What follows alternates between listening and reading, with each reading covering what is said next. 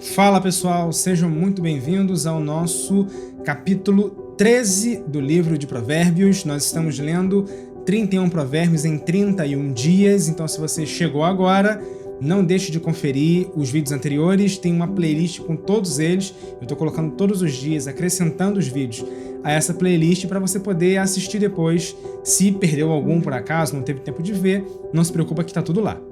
Então vamos logo para o nosso capítulo de hoje. O capítulo 13 do livro de Provérbios trata sobre vários assuntos. Esse realmente é um capítulo que é bem diverso, tem vários ensinamentos. Mas eu gostaria de destacar o versículo 3, que diz assim: quem guarda a sua boca, guarda a sua vida, mas quem fala demais acaba se arruinando. Provérbios 13, 3. Sendo assim, hoje nós falaremos sobre um assunto que é muito bem abordado ao longo de toda a Bíblia: a língua. No vídeo de ontem, sobre o capítulo 12, a gente falou bastante sobre a mentira e por que ela é um problema. Quando a gente mente, a gente está falando basicamente a linguagem do diabo, e com isso abrimos uma brecha para que ele nos acuse desse pecado. Por outro lado, quando falamos a verdade, estamos falando do modo como Deus quer que falemos, e o diabo não tem como nos acusar. Esse capítulo 13 também aborda um pouquinho a mentira. Observa só: os homens honestos odeiam a mentira, porém os maus dizem coisas indecentes e vergonhosas. Provérbios 13, 5. Com isso a gente percebe a comunicação e até a continuação entre esses dois capítulos, o 12 e o 13, mas como a gente vai ver hoje, o cuidado com a língua é muito importante e ele vai além do cuidado para não mentir. No capítulo de ontem, a gente na verdade já começou a falar sobre a língua, mesmo que não de maneira direta. Observa só esse versículo: há palavras que ferem como espada, mas a língua dos sábios traz a cura. Provérbios 12, 18. Nesse versículo, a gente percebe o poder das palavras. O poder de ferir como a espada, mas também o poder de trazer a cura. Você sabia que tinha todo esse poder? Em uma outra passagem é dito o seguinte acerca do potencial para a destruição ou para a bênção que a língua possui. Com a língua bendizemos ao Senhor e Pai, e com ela amaldiçoamos os homens, feitos à semelhança de Deus. Tiago 3:9. As pessoas que são sábias conhecem muito bem o poder que possuem na sua língua, e por isso eles têm muita cautela na hora de usá-la. Quem tem conhecimento é comedido no falar, e quem tem entendimento é de espírito sereno. Provérbios 17, 27. A gente fala muito: com grandes poderes vem grandes responsabilidades. Eu poderia dizer: use a sua língua para o bem e não para o mal. Isso tudo, na verdade, quer dizer que tudo aquilo que você fala tem um impacto. As suas palavras têm um efeito que, às vezes, você não pode medir naquele momento quando você diz. Cada palavra que você emite tem o poder de machucar alguém muito severamente ou de alegrá-la muito profundamente. Por isso, toma sempre muito cuidado com aquilo que você fala, especialmente com aquilo que você fala para uma outra pessoa. Um bom conselho, portanto, é guardar a língua. É como se diz: se não tem nada para dizer, é melhor ficar calado. Você, na verdade, já ouviu esse conselho quando a gente leu o capítulo 10 de Provérbios. Dá só uma olhada. Quando são muitas as palavras, o pecado está presente, mas quem controla a língua é sensato. Provérbios 10, 19. E isso é tão importante, é tão verdade, que até mesmo as pessoas que não têm sabedoria de verdade, quando ficam caladas, são tidas como sábias. Até um insensato passará por sábio se ficar quieto, e se contiver a língua, parecerá que tem discernimento.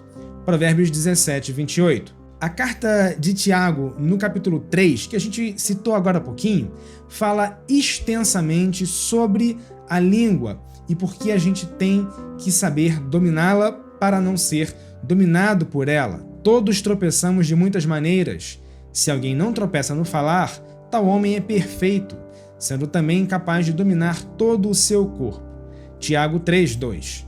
Se você consegue dominar a sua língua, você consegue dominar qualquer parte do seu corpo.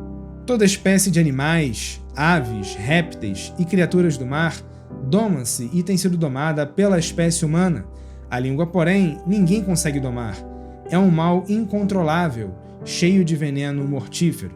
Tiago 3, 7-8. Semelhantemente, a língua é um pequeno órgão do corpo, mas se vangloria de grandes coisas. Colocada entre os membros do nosso corpo, contamina a pessoa por inteiro, incendeia todo o curso de sua vida, sendo ela mesma incendiada pelo inferno. Tiago 3, 5-6. Na sua conclusão, Tiago adverte sobre algo muito sério.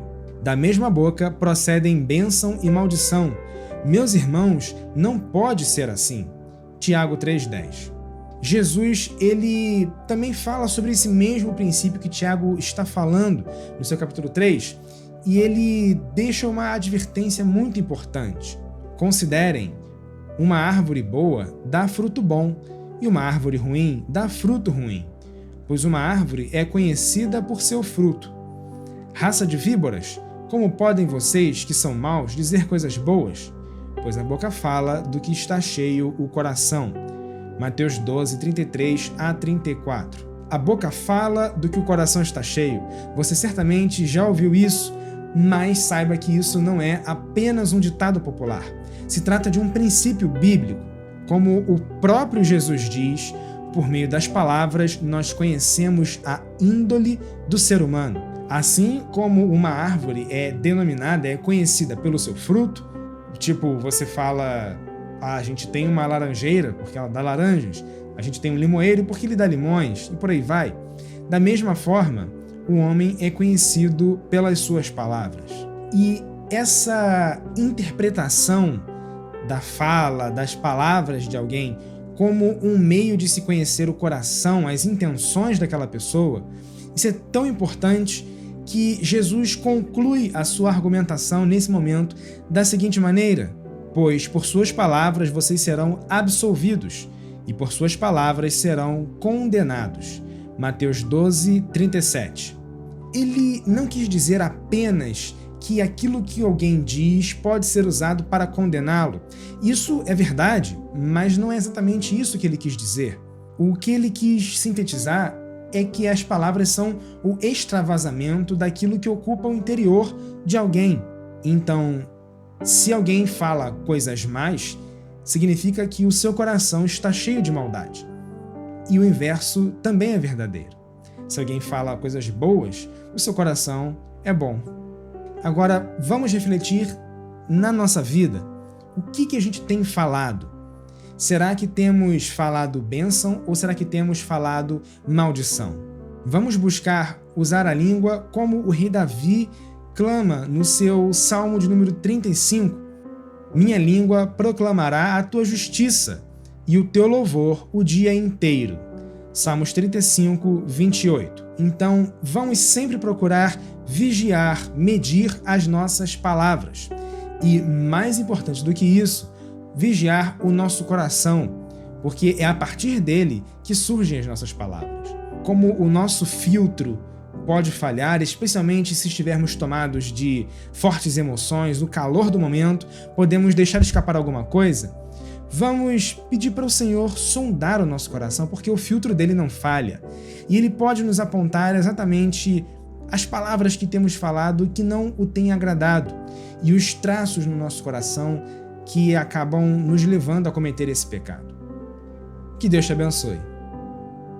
Pessoal, esse foi mais um dia da nossa leitura e a mensagem é bem direta. Eu falei bem pouco, li mais os textos bíblicos porque eles são quase que autoexplicativos. Se você, por acaso, não entende alguma dessas coisas que a Bíblia fala, se às vezes esses conceitos se confundem e são difíceis às vezes, tenta, por meio de outros versículos, entender o que eles significam. Foi o que eu tentei fazer aqui, trouxe vários versículos de passagens diferentes que convergem para o mesmo princípio, para o mesmo propósito. Então, a Bíblia explica a própria Bíblia, como a gente costuma dizer. Se você está começando nessa caminhada, é uma boa estratégia para você começar a entender. Além disso, o próprio Deus pode querer falar com você o que ele quis dizer através daquela passagem bíblica.